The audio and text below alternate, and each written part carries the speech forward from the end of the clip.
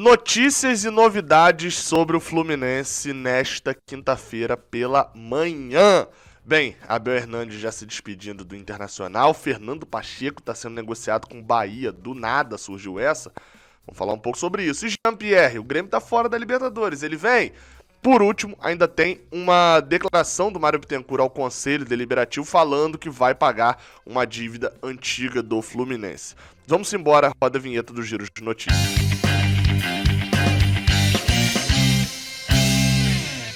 Seja bem-vindo, você guerreiro de todo o Brasil, de todo o mundo. Aqui é o canal Raiz Tricolor. Eu sou Gabriel Amaral, sou jornalista por formação e sou tricolor de coração. Você deixa seu like aqui embaixo, se inscreve aqui no canal Raiz Tricolor crescendo aí. E aqui na descrição tem o link da 1xBet, uma casa de apostas esportivas que patrocina aqui o Raiz Tricolor. Faz o seu depósito, dá pra fazer o depósito com um clique. Aliás, fazer o seu cadastro com um clique, o seu depósito com Pix e aí envia. Segue as regrinhas que estão aqui embaixo na descrição, envia o comprovante lá que você já tá concorrendo a uma camisa do Fluminense, beleza? Vamos embora para as notícias.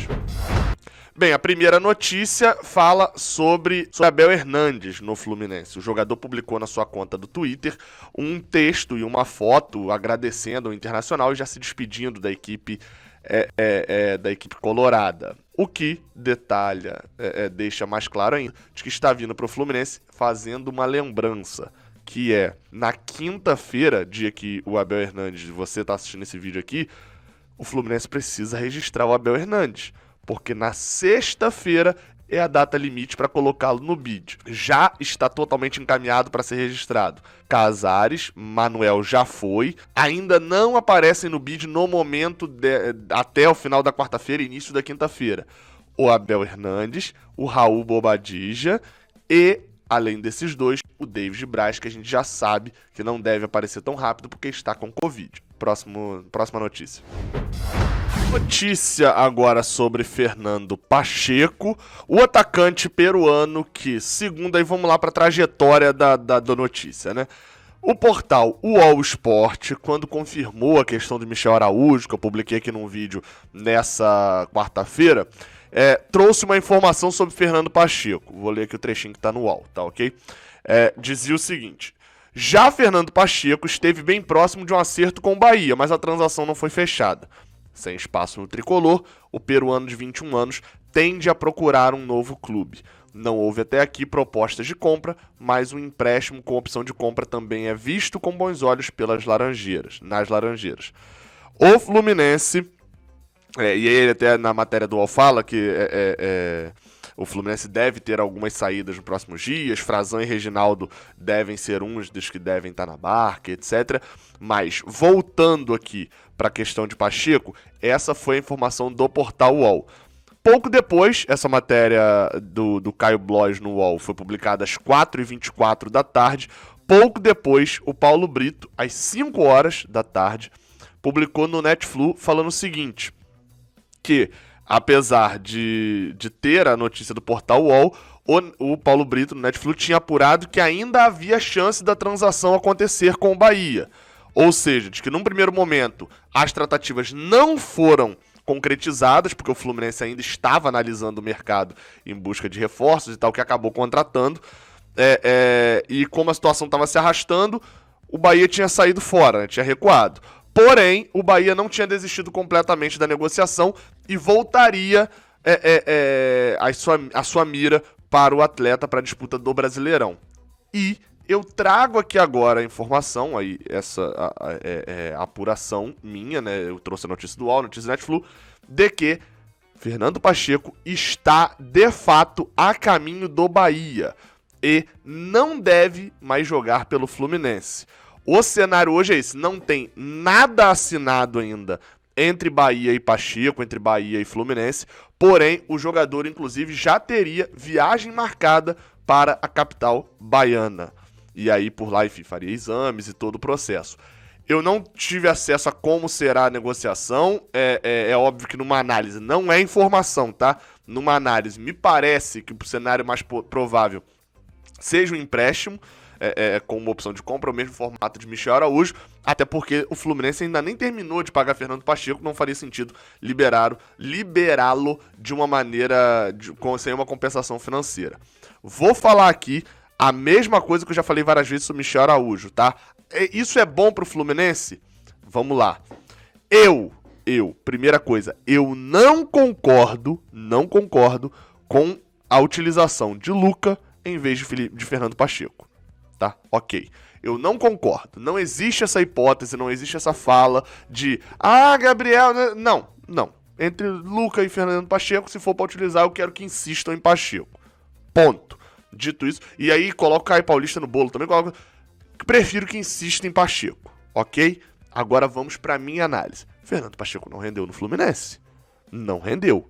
Tem um ano já, e a gente vai ficar até quando falando daquele 3-2 da derrota pro Flamengo na semifinal da Guanabara de 2020, que se a gente for ver mesmo, tirar aquela memória do estádio, né, que tem dentro de quem tava ali no estádio, quem vê, e for ver friamente, foi uma partida contra o time do Flamengo que tinha acabado de voltar de férias. Por isso que ele voou, ele deitou em cima de Felipe Luiz. Brincou ali pra cima dele, por isso com essa facilidade.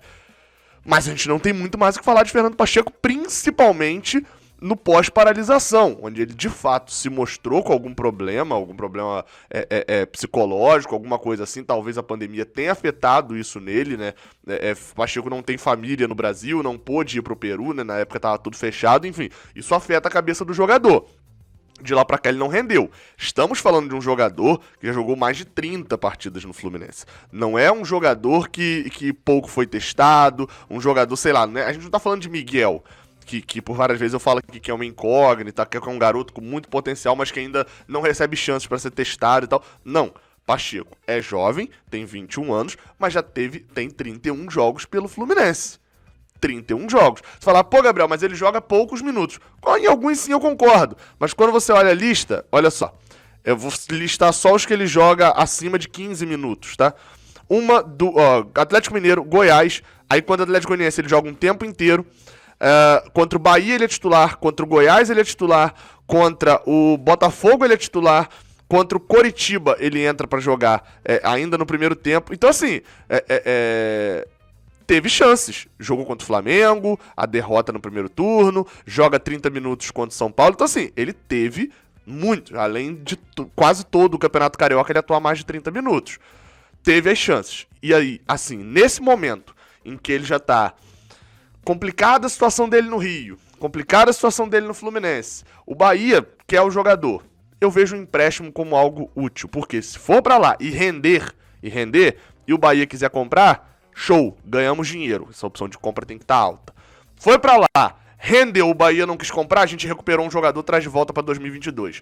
Foi pra lá e não rendeu, pelo menos a gente não pagou salário durante um tempo. Minha visão hoje é essa. Vamos aguardar pra ver se vai fechar mesmo. Já trouxe a informação e a análise também. A notícia seguinte fala sobre Jean-Pierre. Essa, na verdade, não é muito uma notícia assim tão grande, mas é mais uma conjectura, né? Bem, Jean-Pierre, meia do Grêmio, estava negociando com o Fluminense, né? Chegamos a ter uma negociação com o Grêmio pelo jogador. No fim das contas, o Grêmio só toparia a venda, o Fluminense só queria o empréstimo, o negócio não andou, né? As propostas do Fluminense ali de repente compondo com alguns jogadores, etc, não foram aceitados pela diretoria do Grêmio. E ao que tudo indica, Jean-Pierre volta, não teve propostas ainda do Fluminense ali para poder desenvolver uma negociação grande, voltou a atuar, foi relacionado e jogou nesta quarta-feira contra o Independente Del Valle na Arena do Grêmio pelo jogo de volta da terceira fase da Libertadores, né? O segundo mata-mata brasileiro. Ele fez um golaço, né? Por sinal, um bonito gol. E foi eliminado. O Grêmio está eliminado e não jogará a fase de grupos, vai jogar a Sul-Americana de 2021. E aí, muitos torcedores entraram naquela, opa, será que não dá pra gente voltar lá pra conversar sobre Jean-Pierre agora, né? De boa? Até tem lógica, né? Até tem lógica o Fluminense voltar a tentar conversar agora. Né? O jogador vai querer jogar a Libertadores, né? Isso é fato. O jogador não vai preferir jogar a Sul-Americana ao invés da Libertadores. Porém, tem um entrave aí, né? Que se chama dinheiro. O Grêmio provavelmente contava com um dinheiro pro longo da temporada da cota principal da Libertadores. Logo, não vai, provavelmente, né, ao que tudo indica, isso tudo é uma análise, não é informação, querer se desfazer do atleta sem que receba um dinheiro, já que ele estava contando com aquele dinheiro. Ou seja, acho que a negociação para uma contratação via empréstimo, sem gastar dinheiro, pouquíssimo provável no momento. Mas o futebol é dinâmico, pode mudar a todo momento, né? Bem, Pra gente fechar, notícia do portal Netflu, do Paulo Brito, de que o Fluminense, para evitar a punição da FIFA, que eu tô sempre abrindo os olhos aqui, falando várias vezes, de que isso tem que ser sempre cobrado, o Fluminense, presidente Mário Bittencourt, falando, né, na segunda-feira, na verdade, mas foi publicado agora na quarta-feira, falando ao Conselho Deliberativo numa reunião online, disse que, para evitar perder os pontos, por causa da punição da FIFA, vai quitar 900 mil dólares. Hoje, cerca de 5 milhões de reais relativos a uma parcela da compra de Sornosa e Orejuela com o Independiente Del Valle.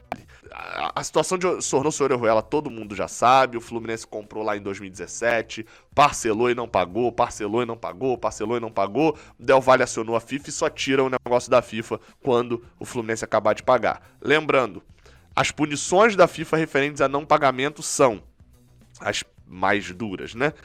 Transfer ban, que é o que o Santos tá e o Atlético Paranaense chegou a estar um tempo também, de não poder registrar novos jogadores, a não ser que você já seja o dono deles, né? Jogadores que voltam de empréstimo e etc. Essa é uma das punições. E a outra é o que a gente viu no Cruzeiro, que perdeu pontos na Série B, né? Quando já tinha caído na Série B, perdeu pontos.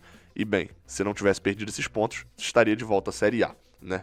Pelo menos teria disputado mais. Falando da dívida, a parcela quitada vai ser de 900 mil dólares e o que o Fluminense ainda deve ao Del Valle é algo perto de 3 milhões e 500 mil dólares. No momento, a dívida é bem mais alta do que era se tivesse sido pago em 2018. Ela quase dobra de tamanho, na verdade. Então, assim, né? Problemas por pagar agora. Aqui do lado tem 2 vídeos. Passa neles. Aqui embaixo tem o link do XBet. Passa lá, faz o seu depósito, está concorrendo ao sorteio de uma camisa do Fluminense se mandar e seguindo as regras que estão aqui embaixo. Saudações tricolores, até a próxima, valeu!